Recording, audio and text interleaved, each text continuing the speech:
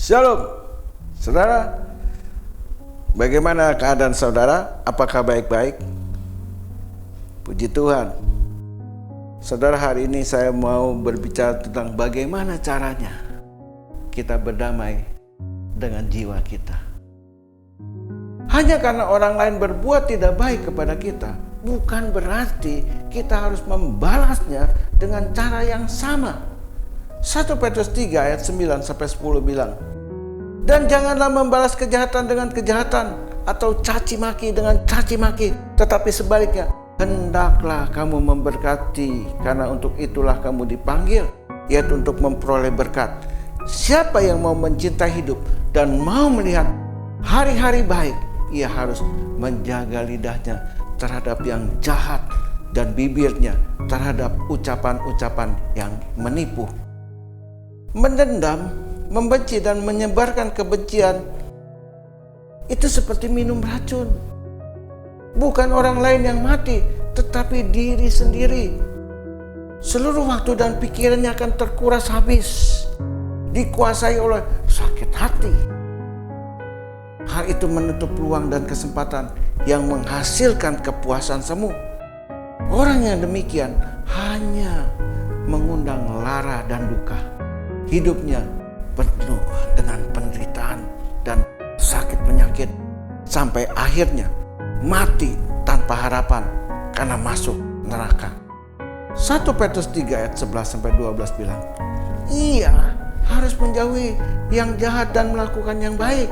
Ia harus mencari perdamaian dan berusaha mendapatkannya, sebab mata Tuhan tertuju kepada orang-orang benar dan telinganya kepada permohonan mereka yang minta tolong. Tetapi wajah Tuhan menentang orang-orang yang berbuat jahat. Berdamailah dengan jiwa dan berdoalah kepada Tuhan agar kita bisa melepaskan pengampunan, dendam dan sakit hati. Selama kita mencari Tuhan, hati kita akan dipenuhi dengan damai sejahtera dan sukacita. 1 Tesalonika 5 ayat 15 bilang, perhatikan supaya jangan ada orang yang membalas jahat dengan jahat, tetapi usahakanlah senantiasa yang baik terhadap kamu masing-masing dan terhadap semua orang. Tak ada dendam dan sakit hati yang bisa membuat kita bahagia, bahkan hanya akan mengundang derita dan sengsara. Jika demikian adanya, rugi benar orang yang memeliharanya. Roma 12 ayat 17-18 bilang, janganlah membalas kejahatan dengan kejahatan, lakukanlah apa yang baik bagi semua orang. Sedapat-dapatnya, kalau hal itu bergantung padamu, hiduplah dalam perdamaian dengan semua orang. Boleh saja kita tutup mata, tutup telinga, tetapi jangan tutup hati nurani dengan kebencian dan dendam. Karena hati nurani kita tidak pernah bisa dibohongi, bahwa orang yang hidup dalam kebencian sesungguhnya penuh dengan penderitaan. Sesungguhnya kita semua bisa dan mampu untuk berdamai dengan semua orang. Masalahnya adalah mau atau tidak kita hidup berdamai.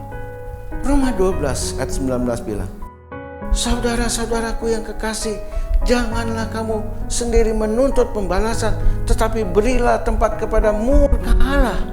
Sebab ada tertulis, pembalasan itu adalah hakku. Akulah yang akan menuntut pembalasan, firman Tuhan. Kalau kita percaya ada Tuhan yang akan membela dan membalaskan kejahatan dengan kebaikan, dan saja segera, maka damai sejahtera turun untuk memuaskan hidup kita.